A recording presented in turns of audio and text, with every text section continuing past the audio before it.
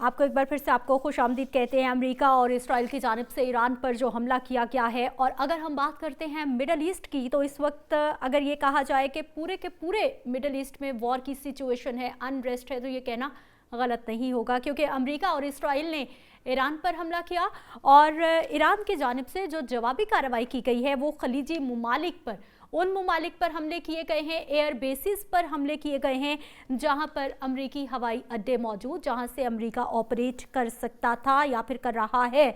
इस सारी सिचुएशन में पाकिस्तान का क्या स्टांस होना चाहिए, क्योंकि पाकिस्तान भी, आपको मालूम है कि अफगानिस्तान के साथ, भारत के साथ, हम पाकिस्तान का पहले दिन से बड़ा क्लियर स्टांस रहा है कि हम अमन चाहते हैं, हम जंग नहीं चाहते। लेकिन उसके बावजूद जब दुश्मन मुल्क, जब पड़ोसी मुल्क, जब प्रॉक्सीज बाज नहीं आएंगे तो फिर हमारी मजबूरी बन जाएगी कि हमने भी मुंह तोड़ जवाब देना है, और फिर हमने मुंह तोड़ जवाब दिया है। लेकिन इस वक्त जो अमेरिका की जानिब से सिचुएशन एक पैदा कर दी गई है, ख़ासतौर पर मिडिल ईस्ट में, किस तरफ मामला जाता हुआ दिखाई दे रहा है। क्योंकि अगर हम बात करते हैं कुछ फैक्ट्स की, तो अमेरिका, इसराइल इतने ताकतवर तो हैं कि अगर वो चाहें तो चंद घंटों, चंद लम्हों, चंद दिनों में जो है वो ईरान में कुछ भी कर सकते हैं।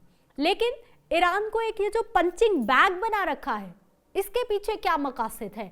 माजी में हमने देखा कि पहले इसराइल ने ईरान पर हमला किया, फिर अमेरिका की जानिब से ईरान पर हमला किया गया, और अब हमने देखा कि कुछ साल से ममालिक आए और अब टेबल टॉक शुरू हो गई थी। अब मामलात सीज फायर की तरफ तो खैर चले ही गए थे, लेकिन अब मामलात को ठीक करने की कोशिश की जा रही थी, अब नशिस्तें हो रही थी। लेकिन उसके बावजूद एकदम से अमेरिका आता है, हमला करता है, फिर सदर ट्रंप आते हैं, प्रेस कॉन्फ्रेंस करते हैं, कहते हैं कि नहीं जी अब हम नहीं छोड़ेंगे। ये जौहरी तनसीबात को ख़त्म करना है, रजीम चेंज करना है। रजीम चेंज करना कितना आसान होगा, आज सारे दिन के यही सवालात हैं, और सिचुएशन पल पल बदल रही है। इसी पे बात करेंगे जी।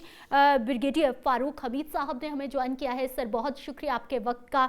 ब्रिगेडियर साहब, मैंने तो अपनी नाकिस अकल के मुताबिक थोड़ा बहुत जो समझ आया उसके मुताबिक बोला। आप बेहतरीन अंदाज में हमें बता सकते हैं कि अगर ये कहा जाए कि पूरा मिडल ईस्ट इस वक्त वॉर सिचुएशन में है, अनरेस्ट सिचुएशन में है, क्या ये कहना ठीक होगा या अभी ऐसा नहीं है?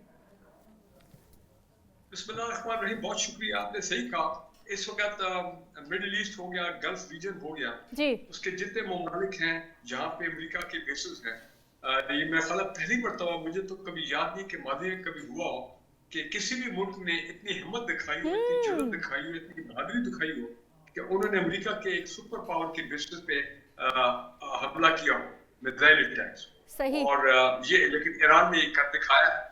बहुत, मैं समझता हूँ, बड़ी हाई लेवल की मजम्मत है ईरानियन नेशन की, ईरानियन लीडरशिप की, उनकी आर्म फोर्सेस की। और दूसरा, मैं देखे आपने भी बात की थी उनके रिजीम चेंज है, मुझे तो उसमें कोई शक नहीं है, हमें किसी को शक नहीं होना चाहिए कि ये जो न्यूक्लियर मामलात हैं ये तो एक बहाना है। ठीक। जो कि पिछले साल तो काफी उनकी न्यूक्लियर फैसिलिटीज को उन्होंने बड़ा शदीद नुकसान पहुंचाया। मुझे नहीं पता कि कितना उन्होंने इसमें रिकवर किया ये पिछले 7-8 महीनों में ईरान ने, लेकिन अगर थोड़ा बहुत रिकवर भी किया होगा तो मेरा नहीं ख्याल है कि वो इतना आगे चले गए होंगे कि जनाब फिर उनको डर हो कि जी ईरान तो है बहुत जल्द न्यूक्लियर पावर बनने वाला है। तो 25 साल से ये सुने, बस ये 1 महीने के अंदर ईरान जो है वो अपने न्यूक्लियर वेपन टेस्टिंग जो है वो करने वाला है, ईरान न्यूक्लियर पावर बनने वाला है। तो ये एक बहाना था ये न्यूक्लियर वाला, और असल निशाना जो है वो रिजीम चेंज है ईरान में। इस लीडरशिप इस्लामिक इनकलाब को रोल बैक करना है, इस्लामिक लीडरशिप को बिल्कुल खत्म करना है, ईरान को घुटने टिकवाना है, ताकि ईरान एक ऐसी पपेट गवर्नमेंट आए जो कि ईरान की जो मादनियात और तेल की जो जखीरे है, तेल की जो दौलत है, उस पर जो है वेस्ट का, अमेरिका का, उनका कब्जा हो जाए। और दूसरा मकसद ये भी है कि ऑब्वियसली इस तमाम मामलात में इराक को उन्होंने खत्म कर दिया। इसी तरह सद्दाम हुसैन के खिलाफ बहाना बनाने का, वेपन ऑफ मास डिस्ट्रक्शन, हालांकि बाद में पता लगा ये तो होक्स था, ये तो फ्रॉड था, फेक था, लेकिन भारत ने इराक में कर दिया जो वो करना चाहते थे, टेक ओवर किया। लीबिया में खत्म किया, सीरिया में देखें कैसे उन्होंने उस मुल्क को तोड़ा, उसकी आर्म फोर्सेस को बिल्कुल खत्म करके रख दिया। बल्कि ट्रंप ने पीछे कहा था 5 दिन पहले कि जो अभी सीरिया का नया आया है रूलर, उसको मैं लेके आया हूँ। तो अब सही। आप समझ गए ना कि वो हर जगह अपने लोग लेके आते हैं, वो चाहते हैं। और तीसरा अपना इसराइल की जो एक्सपेंशनिस्ट पॉलिसीज है, कि वो ग्रेटर इसराइल वाली बात, जी। उसमें ये एक एक करके इन तमाम मुज़ाहमती जो इस्लामी ममालिक हैं उनको एक एक करके इन्होंने ख़त्म करना है। और मेरा ख्याल है कि इस वक्त सबसे ज़्यादा मुज़ाहमत मुस्लिम वर्ल्ड में अगर अमेरिका और इसराइल को मिल रही है तो वह ईरान से मिल रही है। तो लिहाजा उन्होंने ईरान को हर हालत में किसी तरीके से अपना क्रम्बल करना है, ख़त्म करना है, उसकी हर ताकत जो है। ठीक। तो अब देखना ये है कि कब तक ईरान, किस हद तक ईरान मुज़ाहमत करता है, कब तक वो मुज़ाहमत कायम रखता है। लेकिन hats off to the Iranian nation, मैं फिर कहूंगा कि देखिए उन्होंने फिर एक दफा इसराइल पे वेव आफ्टर वेव वो मिसाइल अटैक्स किए हैं। वो अमेरिकन बेसिस पे हमले कर रहे हैं, वो मिसाइल अटैक्स कर रहे हैं यूएई पे, यूएई तक को नहीं छोड़ा अपना ईरान ने। और साथ ही यमन को आप देखिए वो कैसे लोग हैं, कैसे लोग हैं यमन, उन्होंने हमले जो है वो भी शुरू कर दिए हैं, जो अमेरिकन और इसराइली शिप्स हैं गल्फ में। सो ये जंग मुझे वैसे तो आपने जो बात एक सही की है कि अगर ये चाहे, अमेरिका के पास एज अ सुपर पावर इतनी कुव्वत है, यस। इतनी कुव्वत है कि ये बहुत जल्द जंग को खत्म ही कर सकते हैं। लेकिन नहीं, उनको मालूम है कि एक अजीम कौम के साथ उनका मुकाबला है, और ये कौम जो है आखिरी वक्त तक, आखिरी दम तक, आखिरी सांस तक जो है ये लड़ेगी। ठीक है, डॉक्टर नवीद इलाही साहब ने हमें दोबारा से ज्वाइन कर लिया है। सर आपको खुश आमदीद कहते हैं एक बार। डॉक्टर साहब मुझे सर ये फरमाइएगा कि इस सारी सूरत हाल पे मईशत पे कितने असरात मुरतब हो रहे हैं ईरान की जानिब से? अगर एक बार फिर फैसला कर लिया जाता है आबनाए हुर्मुज़ को बंद करने के हवाले से, उसके क्या असरात हो सकते हैं इन तमाम ममालिक पे जो कि इस वक्त ईरान, मिडल ईस्ट हम जिनको कह रहे हैं? सर खासतौर पे पाकिस्तान के लिए तो जी। ऑलरेडी एक ये बहुत बड़ा एक सेटबैक होगा, और सारी दुनिया के लिए होगा ये सेटबैक। इसलिए मैं समझता हूँ कि ये जो जंग है ये ज़्यादातर प्रोलॉन्ग नहीं होगी। अगरचे आप देखिए कि जो इन्होंने अटैक किए हैं मिडिल ईस्टर्न कंट्रीज़ पे, गल्फ कंट्रीज़ पे, उस पर सऊदी अरेबिया का भी बड़ा सख्त रिएक्शन आ गया ईरान के खिलाफ जी। कि हम जो है गल्फ स्टेट्स के साथ हैं और उसने गलत किया है। लेकिन देखने की बात यह है कि वो तमाम वो जगह हैं जहाँ पे अमेरिकन बेसिस मौजूद हैं। तो ईरान ने तो रिटेलिएट करना था, जहाँ पे इसको मौका मिलेगा वो रिटेलिएट करेगा। और और ये नहीं है कि सिर्फ गुस्से में किए जा रहे हैं, ये एक प्लान्ड तरीके से उसने रिस्पॉन्ड किया है। ईरान इसराइल पे भी किया, और जहाँ जहाँ पे अमेरिकन बेसिस है वहाँ पे भी हमला किया, सिर्फ उनको बताने के लिए कि हम इस पे रिएक्ट कर रहे हैं और इसको हम रिजेंट कर रहे हैं। तो मेरा ख्याल है कि इस पे मैं नहीं समझता कि ये ज़्यादा इस वक्त फैलेगी इससे बढ़ के, वरना जितना बड़ा वहाँ पे आर्म्स और ये बेड़ा लेके आया अमेरिका, जी। उस लिहाज से उतने ज़्यादा फोर्सफुल अटैक नहीं था ये अभी तक, जो मुझे देखने में ये नज़र आ रहा है। डॉक्टर साहब तो सॉरी मैं आपकी बात को इंटरप्ट कर रही हूँ सर, फिर इस शरारत का मकसद क्या है? फिर अमेरिका को, इसराइल को क्या मिलेगा? माजी में भी इस तरह की शरारतें करता रहा और अब फिर की है, क्या मिला फिर अमेरिका इसराइल को अगर ये मजीद जो है नहीं, नहीं? देखिए जी। ये ममालिक है, कोई शरारत नहीं करते, उनके एक अहदाफ होते हैं, सही। स्ट्रेटेजिक ऑब्जेक्टिव्स हैं। जैसे मैंने पहले अर्ज किया कि यहाँ पे दिखाया हमला तो यहाँ पे है, उन्हें पता है कि ईरान बस एक लिमिटेड रिस्पॉन्स दे सकता है, लेकिन चाइना को भी तो दिखाना है अपनी जी। पावर, और असल तो हदफ तो मुकाबला तो उससे है, बिल्कुल है। और रशिया को भी दिखाने के लिए। तो मेरा ख्याल है कि ये एक इसलिए इसलिए अगेन मैं यही बात कहता हूँ कि प्रोलॉन्ग नहीं होगा। जो उन्होंने अपना दिखाना था, एक मुजाहरा करना था, शो ऑफ पावर, वो उन्होंने की है अभी। ठीक है, ब्रिगेडियर रिटायर्ड गजनफर अली साहब भी हमारे साथ मौजूद हैं। आपको भी सर हम इस ट्रांसमिशन में खुश आमदीद कहते हैं। गजनफर अली साहब, सर मुझे ये बताइएगा कि इस वक्त मुस्लिम ममालिक का इत्तेहाद कितना ज़रूरी है, कि जो दुनिया का इस वक्त नक्शा बन रहा है या फिर जिस तरह से मुख्तलिफ ममालिक अपने ब्लॉक्स बना रहे हैं, मुस्लिम ममालिक इस वक्त कहाँ पर खड़े हैं और हमारा इत्तेहाद कितना ज़रूरी है इस वक्त? आपने एक ऐसा सवाल किया है जी। जो इम्पॉसिबिलिटी में नजर आ रहा है, क्योंकि अगर आप देखिए इस वक्त जो ईरान में जो इजराइल पे हमला किया, तो यही है, ईरान ने जो इजराइल ने जो ईरान पे हमला किया है, उसके बाद ईरान का जो रिस्पॉन्स आया है, और ये ईरान ने पहले क्लैरिफाई कर दिया था कि जी अगर हमारे ऊपर हमला किया गया तो हम रिटेलिएट करेंगे, रिस्पॉन्ड करेंगे, हिट बैक करेंगे। और हम सिर्फ ये नहीं कि हम हिट बैक करेंगे इजराइल के अंदर, बल्कि हम उन तमाम अमेरिकन फैसिलिटीज को भी अटैक करेंगे जो फैसिलिटीज जो है अमेरिका में खित्ते के अंदर, जो वो खित्ता जो ईरान को सराउंड करता है उसके अंदर रखी हुई है। और आपने देखा कि वो फिर पाकिस्तान ने और ईरान ने उस चीज को इम्प्लीमेंट किया। अब इस वक्त कुवैत के अंदर, सऊदी अरब के अंदर, इस वक्त बाकी जगहों पे आप ये देख रही हैं कि ईरान जो है वो अमेरिकन फैसिलिटीज को जो है अटैक कर रहा है। अब यहाँ पे क्या जिस वक्त उन ममालिक के अंदर, बाकी तो चले छोटे ममालिक है, सऊदी अरब एक ऐसा मुल्क है जो चीजों को जो एक ताकत इकोनॉमिक पावर भी रखता है और एक इन्फ्लुएंस वर्ल्ड में रखता है। इसलिए सऊदी अरब ने पहले एक चीज कही थी कि हम इस चीज को रिटेलिएट नहीं करेंगे अमेरिकन फैसिलिटीज के ऊपर अटैक किया गया तो अब इस वक्त जो सूरत हाल है उसमें तो मुसलमान ममालिक तो अपनी इंटरनल जो स्टेबल है, जो मुसलमान ममालिक के अंदर जो चीजें हैं, जो चैलेंजेस हैं, जो क्राइसिस हैं, वो तो उससे लगे हुए हैं। तो वो कहाँ एक ब्लॉक की सूरत में या किसी और चीज की सूरत में सामने आ सकते हैं। अब इस वक्त जरूरत तो इस बात की है कि अगर इस जंग को रोकना है, या तो अमेरिका ने खुद रोकना है या इसराइल ने रोकना है, या दुनिया की बाकी जो ताकतें, दो बड़ी ताकतें हैं जिसमें चाइना भी आता है, जिसमें रशिया भी आता है, उसने इस चीज को लेके आगे चलना है। रशियन तो ऑलरेडी अपने इन्फ्लुएंस के उनके ऊपर लगे हुए हैं, यूक्रेन के साथ लड़ रहे हैं।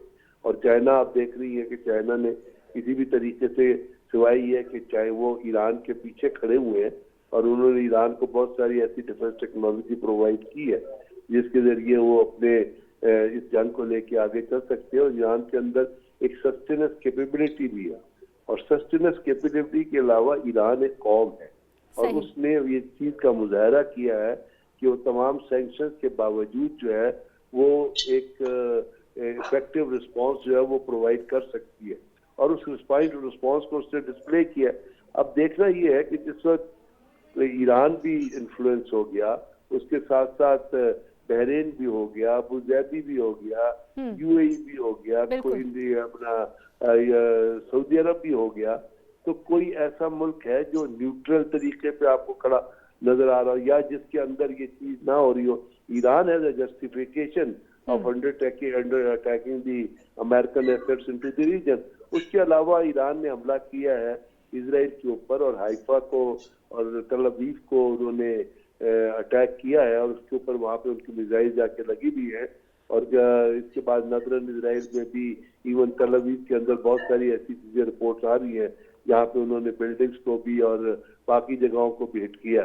तो इस वक्त जिस तरह इस जंग का दायरा कार फैला है उसमें तो उसकी फर्दर एस्केलेशन के चांस नजर आ रहे हैं। और अगर ये फर्दर एस्केलेशन आगे जाती है, साफ जाहिर है अब ईरान अगर इसराइल के ऊपर मिसाइल मार रहा है तो इसराइल ने मिसाइल मारने ईरान के ऊपर, उसके साथ साथ जिस तरह नेवल ब्लॉकेड इस वक्त ईरान का हुआ है कि 2 एयरक्राफ्ट कैरियर खड़े हुए हैं, रेपर्स खड़े हुए हैं, F-35 खड़े हुए हैं, और बेताशा एक ड्रोन का आर्मेडा खड़ा हुआ है, तो उससे भी ईरान के ऊपर हमले हो रहे हैं।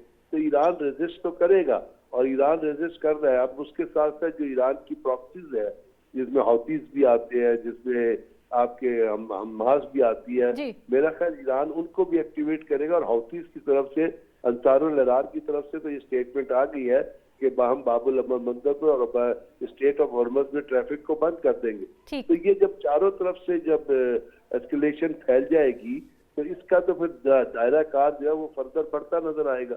और अगर वो फर्दर दायरा कार बढ़ता है तो आपको पता है पाकिस्तान ईरान के साथ फिजिकल बॉर्डर 800 किलोमीटर का बॉर्डर शेयर करता है, और सिस्तान के इलाके में जहाँ ईरान के साथ पाकिस्तान का बॉर्डर चलता है उसके ऊपर पाकिस्तान के ऊपर भी उस चीज का इफेक्ट आ सकता है। और उसकी एक रिफ्लेक्शन आपने इस तरह देख ली कि जब नरेंद्र मोदी इजराइल से वापस आया अपना दौरा मुकम्मल करके, और वहां उन्होंने अपने जॉइंट एड्रेस में एक लाइन इस्तेमाल की थी जो बड़ी गौरतलब है। मुसलमान ममालिक के लिए। उसमें उन्होंने ये कहा था, मोदी ने भी कहा था और नेतन्याहू ने भी कहा था कि हम मुसलमान ममालिक के खिलाफ इसलिए लड़ेंगे कि मुसलमान ममालिक के अंदर रेडिकलाइज्ड इस्लाम है। अब क्या मुसलमान ममालिक में रेडिकलाइज्ड इस्लाम है? इस्लाम तो अमन का दर्ज देता है। असल में रेडिकलिज्म अगर आपने देखना है तो आप नेतन्याहू को देखें, जिसने 1,50,000 फलस्तीनियों को मार दिया और वहां उसको जेनोसाइडर डिक्लेयर किया गया। He is international criminal. International court of justice ने कहा इसको पकड़ के ट्राई करो। तो बात ये है कि जो रेडिकलिज्म और इस्लाम को बेस बना के जो चीज की जा रही है, उसमें आप देखिए तमाम इस्लामी ममालिक जो है उसके गेड़े में आ गए।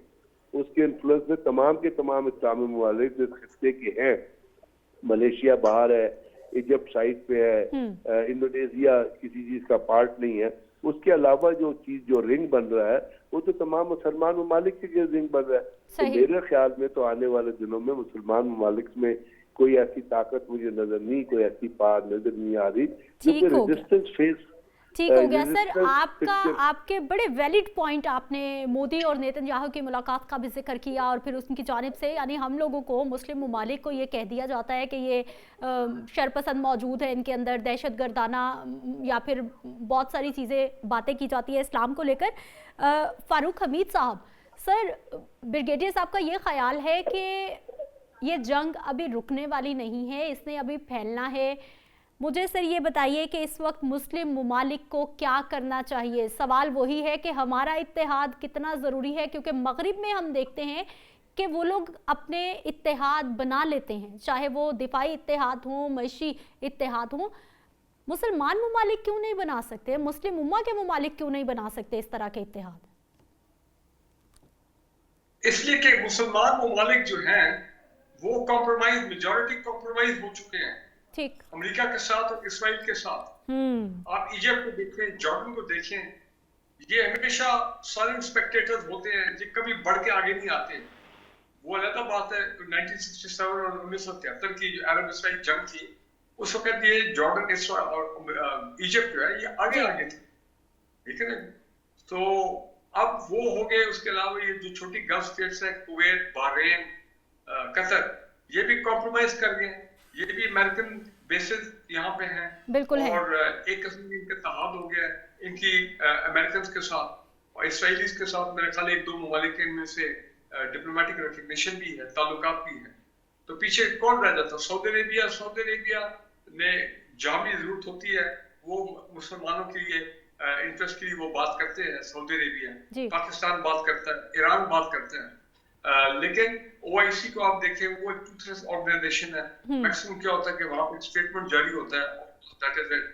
और हाँ, अब अभी हमने देखा है कि गजा के मामले में ये 8 मुसलमान ममालिक हैं, ये इकट्ठे हुए हैं जिन्होंने बोर्ड ऑफ पीस भी साइन किया है। लेकिन ये वो ममालिक हैं जो कि बिल्कुल जो इसराइल की तरफ से एक नामुनासिब और गलत किस्म का कोई बयान आता है ग्रेटर इसराइल के बारे में या इस किस्म का, और तो वहां पे ये इनके मजम्मती बयान 8 मुसलमान ममालिक के आते हैं। लेकिन इससे ज्यादा मेरा ख्याल है जो 1967 में 73 अरब इसराइली वॉर में हमने देखा था, अरब इकट्ठे हुए थे और सब ने मिलकर इसराइल की क्लास ली थी, शिकस्त दी थी इसराइल को 73 की जंग में। उस तरह की स्पिरिट अब मुसलमानों में नहीं रही। ये ईरान एक है लास्ट मुल्क जो कि आप देखें कि जो मुजाहमत कर रहा है, मुजाहमत करता रहेगा, आखिरी सांस तक की मुजाहमत करेगा। गो के इसका मुकाबला एक सुपर पावर के साथ है। और लोग एक नैरेटिव ये भी है कि ईरान बेवकूफ़ी कर रहा है कि आपने एक सुपर पावर से मत्था लगा के, सुपर पावर से पंगा लेके आपने तो अपनी डिस्ट्रक्शन जो है उसको अश्योर कर दी। लेकिन भारत, मैं ये कहूँगा नहीं, ईरान अपने इंटरेस्ट के लिए, अपने इंटरेस्ट का दिफा कर रहा है, वो जारियत का इस वक्त मुकाबला कर रहा है और पिछले साल भी उन्होंने किया था।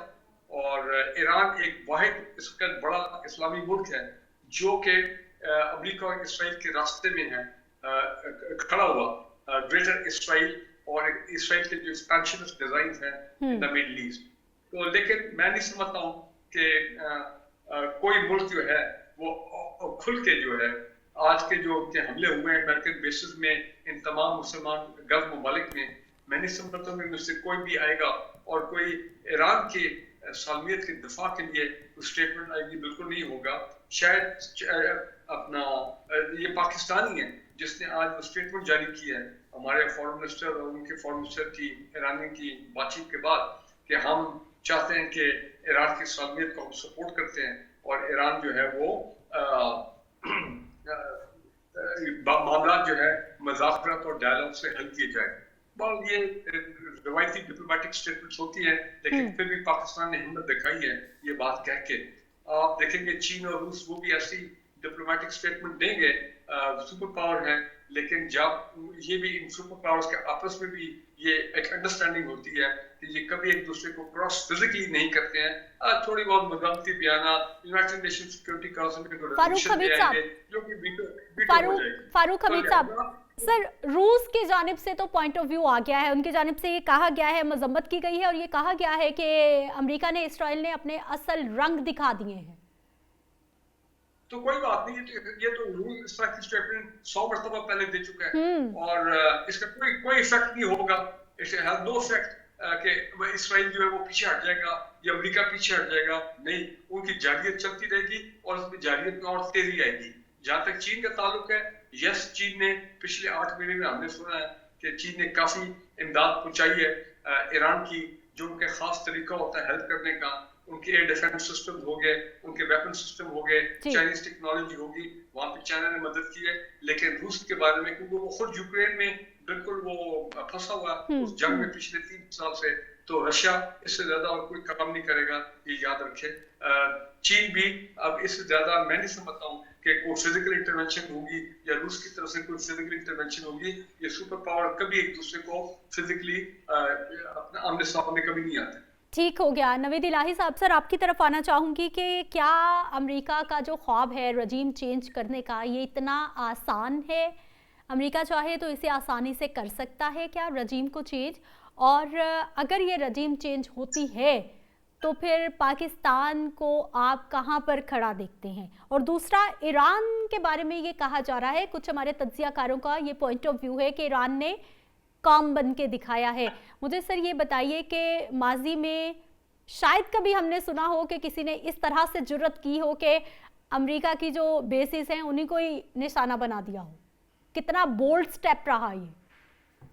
जी नहीं, लेकिन ये तो ईरान की हमेशा हिस्ट्री रही है। ठीक, वो इस तरह रिटेलिएट करते हैं और वो फोर्सफुली उसको डिफेंड करते हैं अपने आप को।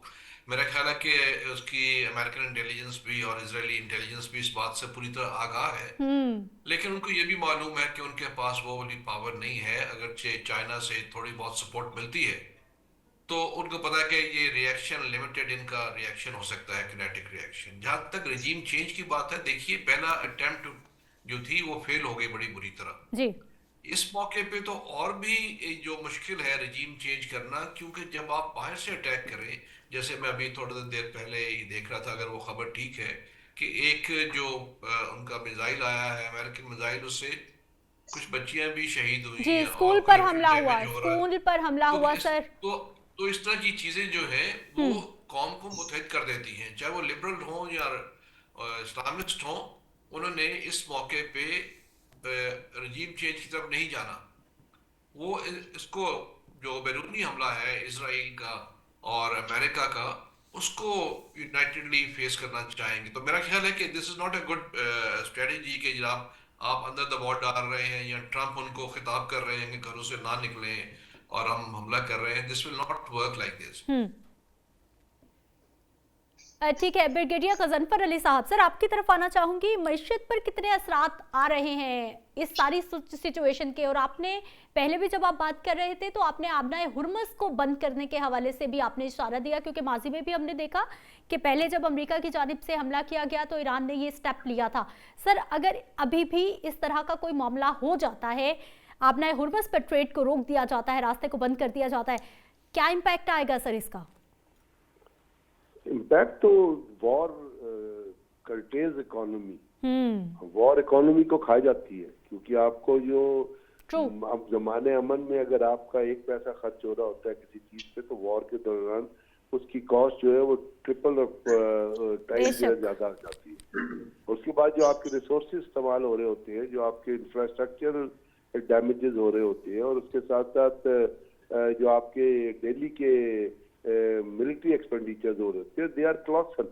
तो अब उसके अंदर दो चीजें हैं, एक तो ये है कि जैसे ये वॉर बढ़ेगी तो आपने जो अपनी इकोनॉमी के जरिए जो चीजें वॉर आर्सेनल में बिल्ड की हैं, जिसमें आपके मिसाइल शामिल हैं, ड्रोन शामिल हैं, या बाकी बॉम्ब शामिल हैं, आपकी गन शामिल हैं, वो यूटिलाइज होंगी। और जब वो यूटिलाइज होंगी तो आपको पता है कि उनका कॉस्ट इफेक्ट आएगा। फिर आपका जो एमुनिशन रोजाना इस्तेमाल हो रहा है वो भी किसी एक्सपेंडिचर के जरिए किसी ऑर्डिनेंस फैक्ट्री से प्रोड्यूस हो रहा है, तो वहां पे जो चीजें हो रही है वो भी इकोनॉमी के दौर में आती है।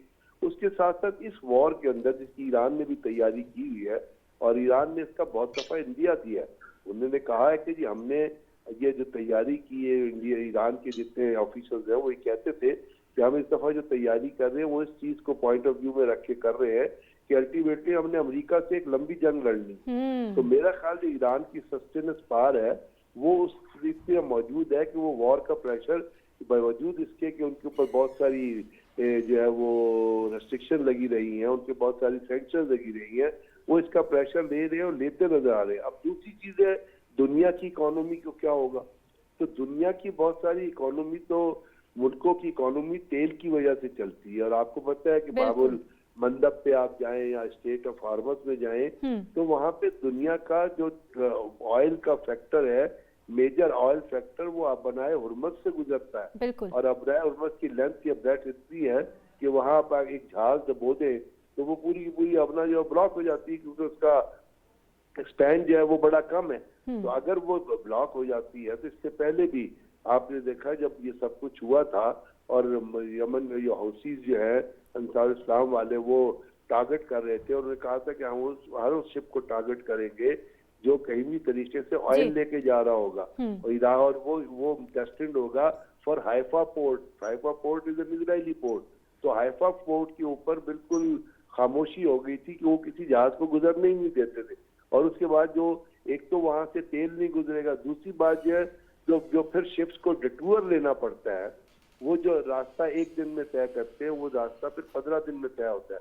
तो साफ जाहिर है कि कॉस्ट ऑफ ट्रांसपोर्टेशन भी बढ़ जाती है। जब आपकी कॉस्ट ऑफ ट्रांसपोर्टेशन बढ़ती है तो कॉस्ट ऑफ कमोडिटी बढ़ती है। तो ये बहुत दुनिया की, और चूंकि इस वक्त सिचुएशन ये है कि सिर्फ ईरान और इजराइल जो है वो जंग में इन्वॉल्व नहीं है।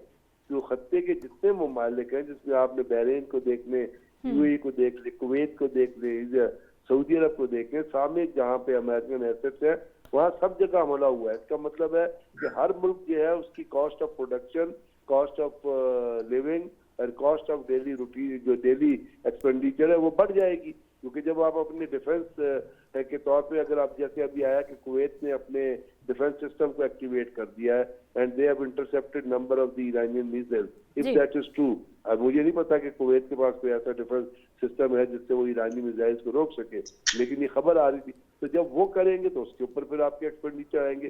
तो वॉर जो है वो बहुत सारे मुल्कों की इकोनॉमी का बेड़ा गर्क कर देता है, और कोशिश ये होनी चाहिए कि ये वॉर का दौरानिया बढ़े ना। लेकिन दुख की बात यह है कि अब इस दौरानियों को रोकेगा कौन, इसलिए कि रशिया अपने प्रोसेस में इन्वॉल्व है।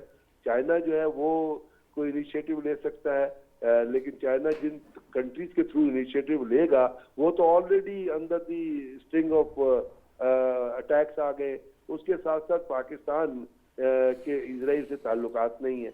पाकिस्तान अगर कुछ कर सकता है तो ज्यादा ये इखलाक के ईरान के साथ खड़ा हो और प्रिंसिपल, और हमें ईरान के साथ खड़ा होना चाहिए। और दूसरा अमेरिका को अप्राइज करे कि ये चीजें जो होने जा रही हैं they will take you towards world war, और वर्ल्ड वॉर अमेरिका के लिए भी उतनी नुकसानदेह होगी जितनी बाकी किसी मुल्क के लिए नुकसानदेह। तो अगर ये रियलाइजेशन अब है, लेकिन जिस तरह ट्रम्प की कंसिस्टेंटली स्टेटमेंट आ रही है और वो बार बार ये कह रहा है कि जी हम उस वक्त तक भी चैन से बैठेंगे जिस वक्त हम, और वो अमेरिकन पब्लिक को एड्रेस कर रहा है, तो मेरा ख्याल ट्रम्प जो है वो खुद एक ट्रैप में आ गया है।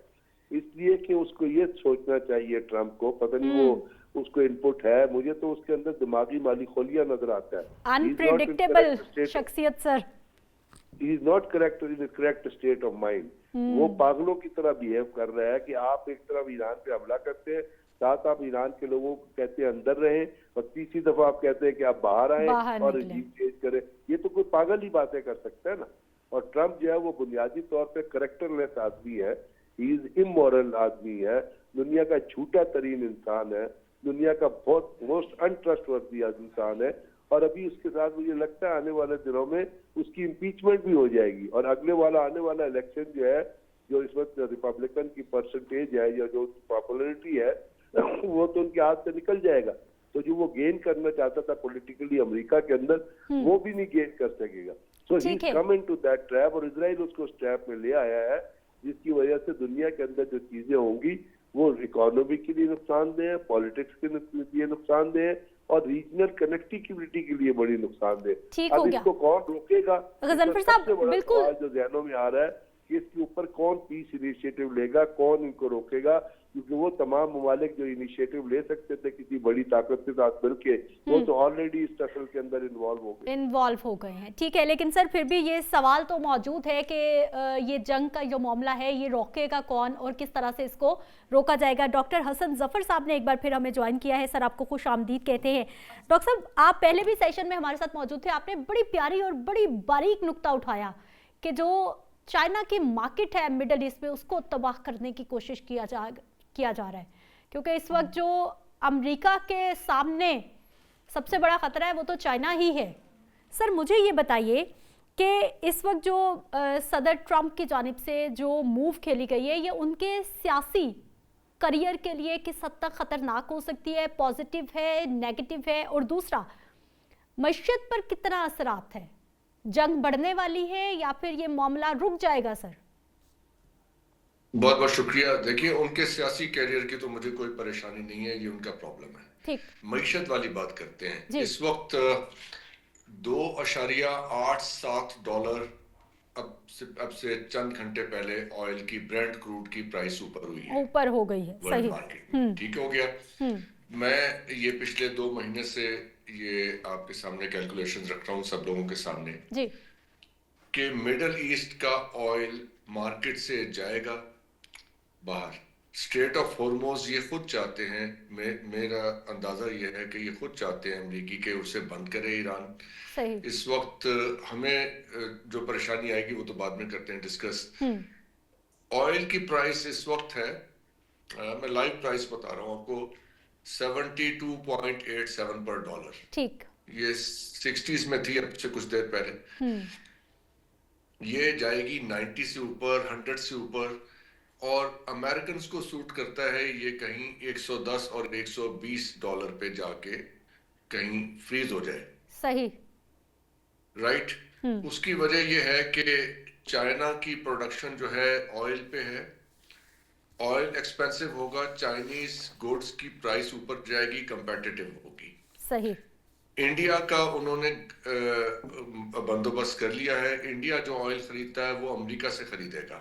अब यानी हायर प्राइस पे ऑयल आएगा अमेरिका से, तो अब चाइना डाइवर्ट करेगा रशियन ऑयल की तरफ, मिडल ईस्टर्न ऑयल का प्रॉब्लम आएगा, और इसकी वजह से वेनेजुएला का ऑयल जिसकी कॉस्ट है प्रोडक्शन की 80 से 90 डॉलर पर बैरल, उसकी प्रोडक्शन कॉस्ट आनी है कुछ वेल्स की, कुछ की कम है कुछ की, बट ऑन एवरेज आप समझ लें कि 70 और 80 डॉलर पर बैरल उसकी प्रोडक्शन कॉस्ट आएगी वेनेजुएला का जो थिक ऑयल है। अगर उसको अमेरिका ने मार्केट में बेचना है तो क्या ये समझना मुश्किल है कि प्राइस को 90 और 100 से ऊपर होना चाहिए? तो ये मिडल ईस्ट में रिजीम चेंज भी एक दिखावा है। Regime change boots on ground किए बगैर नहीं होगी, ये तो सब हमारे डिफेंस एनालिस्ट बता रहे हैं। असल किस्सा ये है मिडल ईस्ट को बर्न करना। ठीक। और तभी तो जाके कोई इन्वेस्टर वेनेजुएला के ऑयल में पैसा लगाएगा, क्योंकि यहाँ पे मिडिल ईस्ट जल रहा होगा, ये सारे जलेंगे। ठीक। तो जब सारे जलेंगे तो अब मैं करीना कयास है ये कि अगली बारी जो है हो सकता है कि ये सऊदीया के रिजीम के पीछे चले जाए, हो सकता है कि किसी और मुल्क के रिजीम के। So Middle East is unfortunately is burning now. मईशत की लेंस से देखेंगे ना, जब अमेरिकन इंटरेस्ट को देखेंगे तो अमेरिकन इंटरेस्ट क्या है, कोई वो हवाई चीज तो नहीं है ना, उसकी एक मटेरियल हैसियत भी है ना उस इंटरेस्ट की। तो वो इंटरेस्ट क्या है? स्ट्रेटेजिक इंटरेस्ट है और ट्रेड रूट्स हैं और मईशत है। चाइना के राइस को वो इंडस्ट्रियली compete नहीं कर सकते तो उसको डिस्ट्रॉय करेंगे, उनकी मार्केट और उनकी ऑयल सप्लाई को।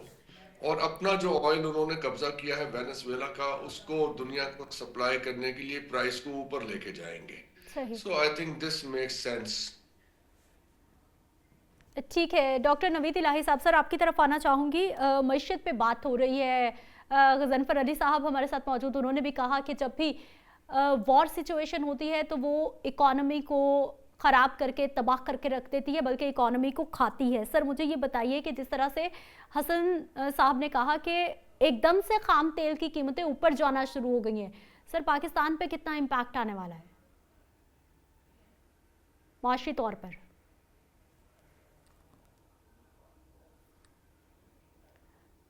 डॉक्टर नवीद इलाही साहब, सर आवाज आ रही है आपको? इसका क्विकली एक जवाब मैं आपको दे दूं, इजाजत हो तो। जी जी जी सर, हसन जफर साहब। ये देखिए, मैं ये अंदाजा नहीं लगा सकता कि ऑयल की प्राइस पाकिस्तान में क्या हो जाएगी, सप्लाई कितनी होगी। सप्लाई यकीनन मुतासिर होगी, पैनिक ना हो खुदा ना खास्ता। हमारे पास कितनी दिन का ऑयल का रिजर्व है ये देखना होगा। और फिर जो ईरान से स्मगल्ड ऑयल आ रहा है वो कितनी तवातर से आता रहेगा, क्योंकि अब वो हमारी एक लाइफलाइन बन जाएगा। वो जो ऑयल स्मगल्ड ऑयल है, जब आपको यानी जो आपके नेचुरल रूट्स हैं वहां से ऑयल की सप्लाई रुकेगी, और यकीनन रुकेगी, इस बारे में कोई शक व शुबा नहीं होना चाहिए कि अब जो सिचुएशन बन रही है वहां पे तातुल का शिकार जरूर होगी। सही। अगर मुकम्मल नहीं रुकेगी तो उसमें कोई तातुल जरूर आएगा। तो अब ये हमें अपनी सबसे बड़ी प्रॉब्लम तो जो इस वक्त फेस करनी है इमीडिएट, कि हमें अपने ऑयल सप्लाई कैसे मेंटेन करनी है और हमें अपनी एनर्जी की ज़रूरियात कैसे पूरी करनी है। अब इसके अंदर डोमेस्टिक लेवल पे बहुत से मसले आएंगे। ये आईपीपीज जो हमारी गले पड़ी हुई हैं, इनको ऑयल सप्लाई होता है, furnace oil etcetera etcetera. But yes, मुमकिन तौर पे अब देखिए ऑयल प्राइसेस तो हाइक कर रही है ना, तो जाएंगी। अभी कोई 350 पे है तो हो सकता है 400 पे चली जाए आने वाले चंद दिनों में। सही। अच्छा हसन जफर साहब, सर मुझे ये बताइएगा कि इस वक्त जो सिचुएशन है, जिस तरह से आप मुसलसल इशारा कर रहे हैं कि मौशी तौर पर चाइना को ख़राब करने की कोशिश की जा रही है या फिर उसकी मार्केट को ख़राब करने की कोशिश की जा रही है, सर पाकिस्तान इस वक्त कहाँ पर खड़ा है और पाकिस्तान की खारजा पॉलिसी, पाकिस्तान का स्टांस क्या होना चाहिए, पाकिस्तान को क्या करना चाहिए इस वक्त, क्योंकि हम खुद भी तो अफगानिस्तान के साथ जंग में हैं। पाकिस्तान को इस वक्त खुद को बिल्कुल क्लियर हेडेडली रीपोजिशन करना चाहिए, रीथिंक करना चाहिए अपने आप को, इसलिए कि हमारे जो लॉन्ग टर्म इंटरेस्ट है वो रशिया और चाइना के साथ है। प्राइम मिनिस्टर का विजिट शेड्यूल्ड है 3 से 5 मार्च का रशिया का। अब देखते हैं कि उसमें क्या होता है, उसमें वहाँ पे क्या सूरत हाल चल रही है। रशिया ने इनडायरेक्टली पाकिस्तान के अफगानिस्तान में जो ऑपरेशन हुआ है उसको सपोर्ट भी किया है। सो वहाँ से एक पॉजिटिव इंडिकेशन आई है हमारी तरफ। तो लेट्स होप कि वहाँ पे कोई हमारे लिए अच्छा ब्रीदिंग स्पेस मिल जाए अफगानिस्तान के हवाले से। दूसरा ये है कि ये मिडिल ईस्ट के साथ जो हमारे अलायंसेस हैं, तो हमारे ऊपर जब अफगानिस्तान की तरफ से हमला हुआ तो वहां से तो कोई दोस्त मुल्क हमारे लिए नहीं आया। हसन साहब, मुस्लिम ममालिक का इत्तेहाद क्यों नहीं होता और मुस्लिम ममालिक का इत्तेहाद कितना जरूरी है, ये बताइए सर। देखिए, क्यों नहीं होता तो उसकी तो बहुत फिर लंबी तफसील है, लेकिन अगर इफ इट मस्ट, अगर मेरे जरूरी आंसर करना है इस क्वेश्चन को, तो फिर उसका साफ जवाब यह है कि सबके अपने अपने मफादात हैं। सर सॉरी टू इंटरप्ट, लेकिन सर वो तो मगरबी ममालिक के भी अपने अपने मफादात होते हैं, हर मुल्क का अपना मफाद है, लेकिन वो कहीं ना कहीं हमें इकट्ठे नजर आते हैं। लेकिन हमारी बदकिस्मती है उनके मफादात कन्वर्ज हो रहे हैं ना, यानी किसी एक पॉइंट पे आके इकट्ठे भी होते हैं ना उनके मफादात। डिफरेंसेस तो हमने देख लिए म्यूनिक कॉन्फ्रेंस के अंदर कि कितने डिफरेंसेस हैं। नेटो का मुस्तकबिल अनसर्टन है, लेकिन कहीं ना कहीं मफाद मिल भी रहे हैं उनके आपस में आके। हमारे कहीं पे भी नहीं मिल रहे। बता दें आप, हमारा किस मुल्क के साथ मफाद इकट्ठा है? हमारा एक ही मुल्क के साथ मफाद इकट्ठा नजर आ रहा है इस वक्त, वो है ईरान के साथ। हमारे हमसाए हैं, हमारी एक हिस्ट्री है और जोग्राफिकली टाइड है। तो इसके अलावा तो मुझे नहीं समझ आ रही, क्योंकि in any case of serious situation, क्योंकि अभी अभी हम बिल्कुल प्रीएम्प्टिव बात कर रहे हैं, इसलिए मैं कोई कंक्लूसिव रिमार्क्स नहीं देना चाहता आपको। ठीक 8 दिन बाद हमें ये सूरत हाल वाज़ेह होगी, अब से 8 दिन के बाद जब जंग चल जाएगी उसके आगे, क्योंकि अमेरिकन जो जनरल कह रहे थे कि हमारे पास 7 दिन का एम्यूनेशन है जी हार्ड बॉम्बिंग का, तो देखेंगे 8वें दिन जाके क्या होता है, उसके दरमियान क्या क्या डेवलपमेंट्स हो जाती हैं। तो अभी तो हम बहुत अर्ली स्टेज पे हैं, लेकिन तो इसलिए मेरा ख्याल है इस किस्म के बड़े हैवी कंक्लूजन्स ड्रॉ करने से हमें जरा इस वक्त अभी रुकना चाहिए, थोड़ा सा होल्ड करना चाहिए। ठीक हो गया। चलिए सर, ये बताइए कि रजीम चेंज करना इस वक्त अमेरिका का मकसद बताया जा रहा है। सर, रजीम चेंज करना ईरान में अमेरिका के लिए कितना आसान है, कितना ज़रूरी है? अगर अल्लाह ना करे रजीम चेंज होती है, पाकिस्तान को कोई खतरा होगा या नहीं होगा? सबको खतरा होगा। देखिए, ये कोई आसान बात नहीं है, इसलिए कि जब रिजीम चेंज होती है तो उसकी रिप्लेसमेंट, मार्को रूबियो कह रहे हैं कि जी हमने तो सोचा ही नहीं इस बारे में, आई सही डोंट नो। हम्म तो सोचा नहीं है तो रिजीम चेंज पहले जब सीरिया में हुई थी तो उसके बाद क्या हुआ था सीरिया का, हमारे पास एग्जांपल्स मौजूद है ना। जी जब लिबिया में हुई थी रिजीम चेंज तो लिबिया का क्या हाल हुआ था, बैल्कनाइजेशन हुई है, सिविल वॉर हुई है, तो क्या वो ईरान को सिविल वॉर में पुश करना चाहते हैं? लेकिन ईरान लिबिया और सीरिया नहीं है, ईरान के पास 7 लाख की स्टैंडिंग आर्मी है, हैवी वेपनरी है, सिर्फ एयरफोर्स ही मिसिंग है ना, बाकी तो कोई चीज मिसिंग नहीं है। ठीक तो ऐसा मुल्क अगर खुदा ना खास्ता रिजीम चेंज हो जाए और वहां पे ऑल्टरनेटिव ना हो, ऑल्टरनेट लीडरशिप ना हो, या हो तो वो एक्सेप्टेबल ना हो, फिर वो मैस क्रिएट हो जाएगा, सही टोटल मैस क्रिएट हो जाएगा। जी। और ये एक मैस हमारे नेबरहुड में अफगानिस्तान में 50 साल से क्रिएटेड है, चल आपने रहा देखा है, हमने उसे बिल्कुल कैसे भुगता है। बिल्कुल बिल्कुल चल रहा और है। मैं यहाँ पे ये भी ऐड करना चाहूंगा, मैं अपने हमारे जो इंडियन दोस्त हैं मैं उनके साथ भी ये बात करता हूँ कि जो आपके यहाँ हार्ड लाइनर्स हैं जो पाकिस्तान को डिस्टेबलाइज करना चाहते हैं, क्या उनमें जहानत की इतनी कमी है कि उन्होंने ये एग्जाम्पल नहीं देखा कि हमारे नेबरहुड में और पाकिस्तान जैसा इतना स्ट्रॉन्ग मुल्क, इतना ऑर्गेनाइज्ड आर्मी के साथ एक मुल्क विद न्यूक्लियर वेपन्स, आप इसे डिस्टेबलाइज करना चाहते हैं? आप लोगों का मतलब कोई बिल्कुल अकल काम नहीं करती इस बात। अच्छा सर, इस ये वक्त सदर ट्रम्प का, सर क्योंकि सुपर पावर अगर वो खुद को कहलाते हैं, सदर ट्रम्प माजी में हमने देखा कि मुसलसल नोबेल अमन प्राइज की बात करते रहे कि मुझे अवार्ड मिलना चाहिए, नोबेल अमन अवार्ड मिलना चाहिए। सर, ये कैसा अमन है कि आप अपनी मर्जी से मुख्तलिफ ममालिक में जंग भी लगाते हैं, फिर आप खुद को अमन का दाई भी कहते हैं? ये क्या वो छोड़ें, देखिए मॉरल क्वेश्चंस रेलेवेंट ही नहीं है। ठीक जब हम ये बात कर रहे हैं कि जब उन्होंने खुद ये कह दिया जी कि इंटरनेशनल लॉ और इंटरनेशनल ऑर्डर खत्म हो चुका है, तो हमारे जो साथ जो बहुत से दोस्त हैं और जिन्होंने इंटरनेशनल रिलेशंस पढ़ा है, पढ़ाते हैं, फॉरेन सर्विस में रहे हैं, पढ़ा, उनसे मैं ये गुजारिश करता हूं कि जब आप तबसरा करें और चीजों को समझें तो आप उस फ्रेमवर्क में से निकलें जो आज से 1 साल पहले एग्जिस्ट करता था। इंटरनेशनल लॉ की बात करते थे कि ये ह्यूमन राइट्स, ये बातें रेलेवेंट नहीं रही हैं। जितनी देर तक हम इन बातों को अपनी डिस्कशन में रखेंगे और इस लेंस से चीजों को देखेंगे, हमारे पास सही तस्वीर भी नहीं आएगी और सही कंक्लूजन्स भी नहीं आएंगे। सही बात यह है कि इस वक्त जो दुनिया का ऑर्डर है वो 18th और 19th सेंचुरी का है, हार्ड पावर से चीजें ऑपरेट होंगी।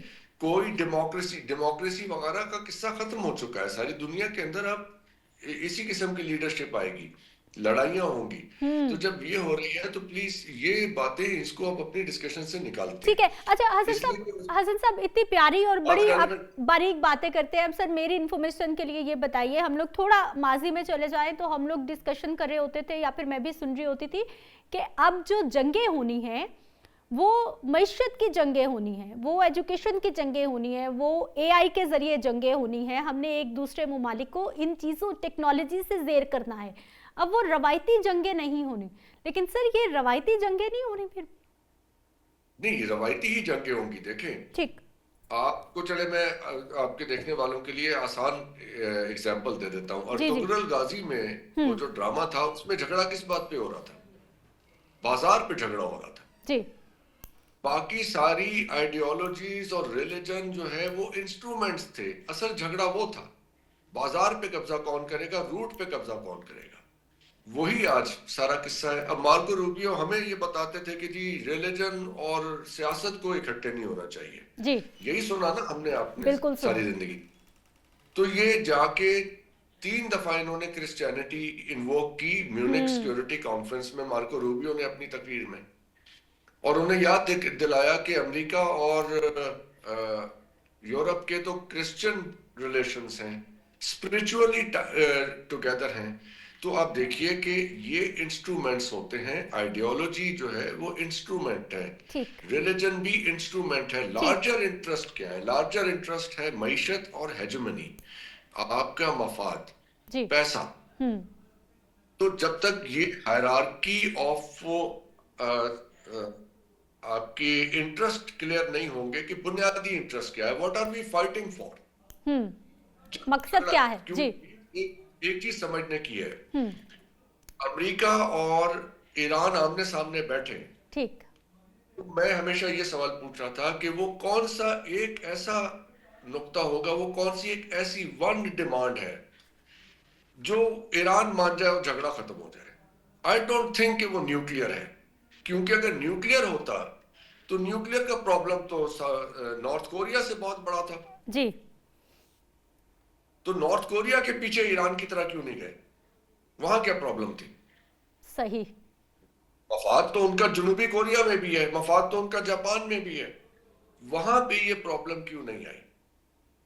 नरेंद्र मोदी जाके पहले ये बताता इन सारे कमेंटेटर्स के हमारा ईरान के साथ 5000 साल का तहजीबी सिविलाइजेशनल रिश्ता है हमारा और ईरान का। जी पाकिस्तान तो बाद में बन गया, पहले तो हम जुड़े हुए थे, हिंदुस्तान जुड़ा हुआ था। परसों जाके नरेंद्र मोदी वहां पे बता रहे हैं कि हमारा ज्यूस के साथ 5000 साल का रिश्ता है। जी ठीक है, तो अब आप देखें कितनी चीजें आपको एक साथ नजर आ रही हैं। सिविलाइजेशनल आइडियाज इन्वोक किए जा रहे हैं, रिलीजियस आइडियोलॉजीज इन्वोक की जा रही हैं। बिल्कुल की जा रही है। ये इंस्ट्रूमेंट्स हैं नैरेटिव। असर सा है आपकी मईशत। ठीक यस ठीक है, बहुत शुक्रिया हसन जाहिद साहब। हसन साहब आप हमारे साथ मौजूद रहे और अभी के लिए मैं आपसे इजाज़त चाहूँगी, लेकिन इफ्तार का टाइम क्योंकि बहुत ज़्यादा करीब हो गया है, थोड़ी देर के लिए आपसे इजाज़त चाहनी है, लेकिन इंशाल्लाह 7 बजे फिर मुलाकात होगी। हसन साहब हमारे साथ ही मौजूद रहेंगे और फिर से मिलते हैं, वापस आएंगे इंशाल्लाह इफ्तार के बाद।